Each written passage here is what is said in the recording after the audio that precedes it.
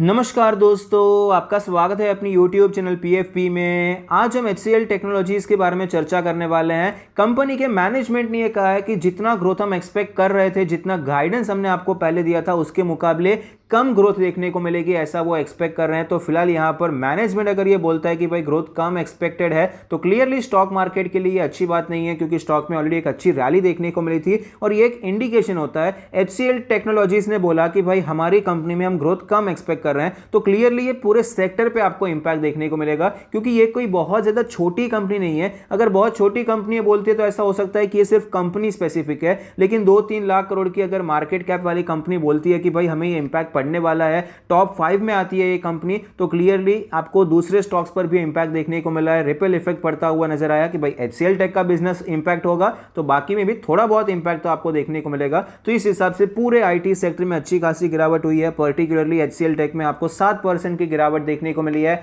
तो ऐसी सिचुएशन में एज ए रिटेलर हमें करना क्या चाहिए, इसके बारे में आज हम चर्चा करने वाले हैं। सबसे पहले कंपनी के फाइनेंशियल ट्रेंड पे नजर डाल देते हैं। रेवेन्यू प्रॉफिट कंटिन्यूअसली ऊपर जा रहा है और 2022 में ऑल टाइम हाई रेवेन्यू और प्रॉफिट रिपोर्ट किया है, जो कि क्लियरली बहुत ही अच्छी बात है। तो फाइनेंशियल ट्रेंड तो हेल्दी नजर आता है। रिटर्न रेशियोज के बारे में बात करें तो ROE 22% है, ROC 25% है, ROA 15% है। तो रिटर्न रेशियोज भी हमें हेल्दी नजर आते हैं।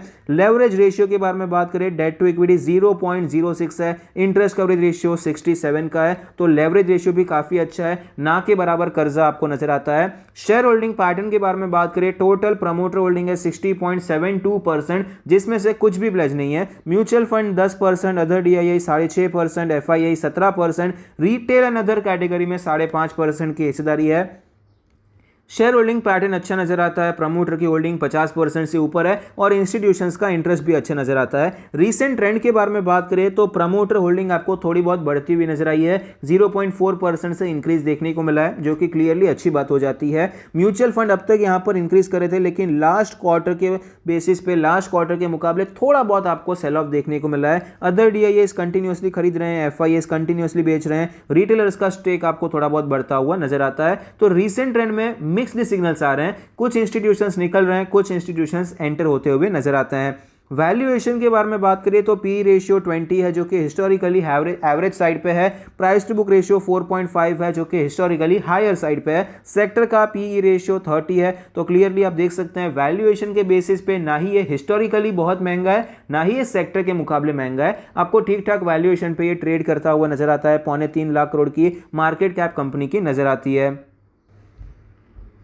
स्टॉक के चार्ट पर आप देख सकते हैं 1300 के लेवल से गिरावट देखने को मिली, 900 पर अच्छा सपोर्ट लिया, वहां से एक अच्छी रैली देखने को मिली, 1150 तक पहुंच भी चुका था, लेकिन वहां से गिरावट देखने को मिल रही है और फिलहाल ये स्टॉक हमें 1000 को अप्रोच करता हुआ नजर आता है। स्टॉक अपने सारे मूविंग एवरेज के नीचे आ चुका है। डेली RSI 33 का लेवल है। मोमेंटम बहुत अच्छा चल रहा था, लेकिन एकदम से मोमेंटम अच्छा ही चल रहा है, लेकिन अभी नीचे के साइड पे चल रहा है, डायरेक्शन आपको चेंज होता हुआ नजर आता है। सपोर्ट और रेजिस्टेंस के बारे में बात करें तो अभी तो यहां पर 1100 का लेवल बहुत ही स्ट्रॉन्ग रेजिस्टेंस की तरह काम करेगा और सपोर्ट के बारे में बात करें तो अप्रॉक्सीमेटली 1000 रुपए के आसपास हमें एक इंपॉर्टेंट सपोर्ट नजर आता है। 1000 रुपए के लेवल से ही आपको ये स्टॉक में एक अच्छी रैली देखने को मिली है। वीकली चार्ट पे चलते हैं तो वीकली चार्ट पे भी लेवल्स के बारे में बात करें तो यहाँ पर रेजिस्टेंस हमारा 1140 के आसपास है और सपोर्ट हमारा 1000 रुपए के आसपास है। 990 1000 ये जोन सपोर्ट की तरह काम करेगा।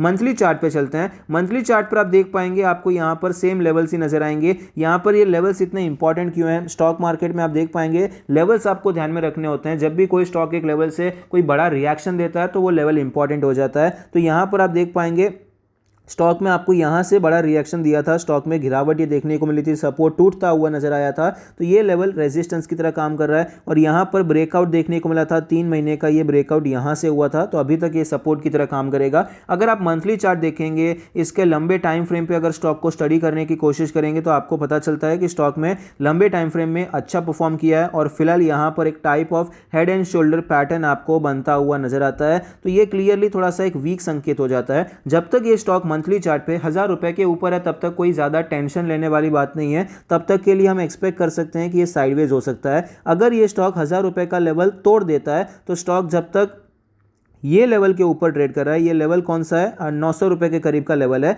तो जब तक ये स्टॉक 1000 रुपए के नीचे और 900 रुपए के ऊपर ट्रेड कर रहा है तो हम मानेंगे कि स्टॉक साइडवेज टू बियरिश है। यहां पर फिर भी हम खरीदारी का अटेम्प्ट कर सकते हैं अगर अच्छा प्राइस एक्शन मिलता है। लेकिन बाय चांस स्टॉक 900 रुपए के नीचे चला जाता है तो मंथली चार्ट पे अगर आप स्टडी करेंगे तो ये क्लियरली बियरिश हो जाएगा, फिर स्टॉक में आपको टाइम करेक्शन या प्राइस करेक्शन देखने को मिल सकता है। तो फिलहाल हमें करना क्या चाहिए, हमारी स्ट्रैटेजी क्या होनी चाहिए, डेली चार्ट पे चलते हैं। डेली चार्ट पे अगर हम देखने जाएंगे, फिलहाल अगर सपोर्ट के बारे में बात करें 1000 रुपए का लेवल है, तीनों टाइम फ्रेम में अगर हमें काम करना है तो यहां पर खरीदारी के बारे में सोच सकते हैं। लेकिन मैं अभी इतना प्रेफर नहीं करूंगा। उसका मेन रीजन ये है क्योंकि एक बड़ा गैप डाउन देखने को मिला, बड़ा सेल ऑफ देखने को मिला है। तो यहां पर आवरली चार्ट पे भी आपको ये मल्टीपल रेजिस्टेंस हिट करता हुआ नजर आ सकता है। तो यहां पर कंपैरेटिवली ऊपर जाने में इसको दिक्कत हो सकती है, स्लो मोमेंटम रहेगा, जल्दी रिवर्सल भी देखने को मिलेगा, उसके चांसेस कम है। फिर भी आप यहां पर काम करना चाहते हैं तो लो क्वांटिटी में 1000 रुपए के आसपास काम करने के बारे में सोच सकते हैं। आपका जो टारगेट रहेगा, यहां पर टारगेट ज़्यादा नहीं रखना है, 1060 के आसपास टारगेट रखिए। ये गैप फिल होता है, ये लेवल है 1080 के आसपास, तो 1070 के आसपास इस स्टॉप लॉस टारगेट रखिए। उससे ज़्यादा का टारगेट भी आपको यहाँ पर नहीं रखना चाहिए। फिलहाल आते हैं पोजिशनल ट्रेड पे। पोजिशनल ट्रेड के बारे में बात करें तो जैसा कि हमने डिस्कस किया, जब तक ये स्टॉक 1100 के करके 1000 रुपए के जोन में ट्रेड कर रहा है, ये जोन में जब तक ये ट्रेड कर रहा है हम इसे साइडवेज टू बियरिश मानेंगे। तो खरीदारी की अपॉर्चुनिटी हम ढूंढ तो सकते हैं, लेकिन कैसे ढूंढना चाहिए उसका हम यहाँ पर थोड़ा सा डिस्कशन कर लेते हैं। तो यहाँ पर जब भी आपको एक बड़ा सेल ऑफ देखने को मिलता है तो वन वे में रिकवर करना पॉसिबल नहीं होता है, चांसेस कम होते हैं कि वन वे में स्टॉक रिकवर कर जाएगा। अब देख पाएंगे पहले भी जब भी आपको अच्छा खासा सेल ऑफ देखने को मिला हो, यहाँ पर सेल ऑफ हुआ, ऊपर वन वे में नहीं गया, नीचे आया फिर ऊपर गया, यहाँ पर भी सेल ऑफ हुआ, यहाँ पर भी देखिए रेड कैंडल के बाद फिर ऊपर जाता हुआ नजर आया, यहाँ पर भी इसने पॉज लिया फिर ऊपर गया, यहाँ पर भी आप देख पाएंगे, यहाँ पर भी आपको कुछ इसी प्रकार से नजर आएगा और एट लास्ट यहाँ पर भी आपको इसी प्रकार का पैटर्न नजर आया है। तो बस इसका वेट करना है। स्टॉक पहली बार में ऊपर जाता है, इसके बेसिस पे हमें पोजिशनल ट्रेड नहीं लेना है। कुछ प्राइस एक्शन आपको नजर आए तभी हम पोजिशनल ट्रेड लेंगे। मतलब अगर यहाँ पर डबल बॉटम बनता है तो यहाँ पर हम एंट्री करने की कोशिश करेंगे, या फिर आपको कुछ ऐसा प्राइस एक्शन देखने को मिलता है तो यहाँ पर हम एंटर करने की कोशिश करेंगे।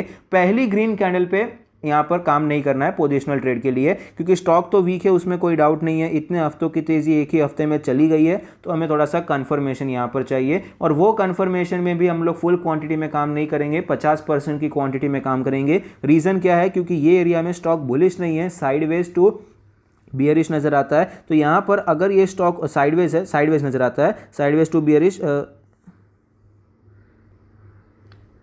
साइडवेज टू बियरिश इस जोन में हो जाएगा। यहाँ पर साइडवेज है और इसके ऊपर ये बुलिश हो जाएगा। तो यहाँ पर हम 50% की क्वांटिटी प्लान कर सकते हैं और इसके ऊपर जाता है तो बाकी की क्वांटिटी हम ऐड कर सकते हैं। ये हो गया पोजिशनल ट्रेड का हमारा प्लान। लॉन्ग टर्म के लिए बात करें तो लॉन्ग टर्म के लिए 1000 रुपए का लेवल एक अच्छा लेवल है, जहाँ पर आप थोड़ी बहुत खरीदारी प्लान कर सकते हैं। स्टॉक के लिए अगर दूसरे लेवल्स के बारे में बात करें, 1000 के बाद 900 रुपए का लेवल है, 900 920 ये जोन एक इंपॉर्टेंट जोन हो जाएगा। तो ये दो लेवल्स हमें यहाँ पर नजर आता है, लमसम लेवल्स नजर आते हैं। लेकिन एक बात मेरे हिसाब से मैं कहना चाहूँगा कि स्टॉक के जो लेवल्स है मार्क करके रखनी चाहिए। उस हिसाब से 900 के नीचे चला जाता है तो स्टॉक में एग्जिट प्लान करना चाहिए। टेम्पररी एग्जिट की बात कर रहा हूँ, स्टॉक को छोड़ देना ऐसा नहीं है, मौका मिलेगा फिर से एंटर करेंगे, लेकिन हमारा पैसा ब्लॉक नहीं होना चाहिए, लॉस नहीं होना चाहिए, लॉस को कंट्रोल करना चाहिए। तो as a long term investor यहाँ पर एट लास्ट आपका जो एग्जिट का प्लान होना चाहिए, इस लेवल के नीचे प्लान आपको करना पड़ेगा। अगर ये लेवल तोड़ देता है स्टॉक तो यहां पर कितना टाइम लगेगा, कितना टाइम करेक्शन लगेगा, कितना प्राइस करेक्शन होगा, ये बताना थोड़ा मुश्किल हो जाएगा। रिकवरी के ज्यादा टाइम लग सकता है। इसलिए मेरा मानना है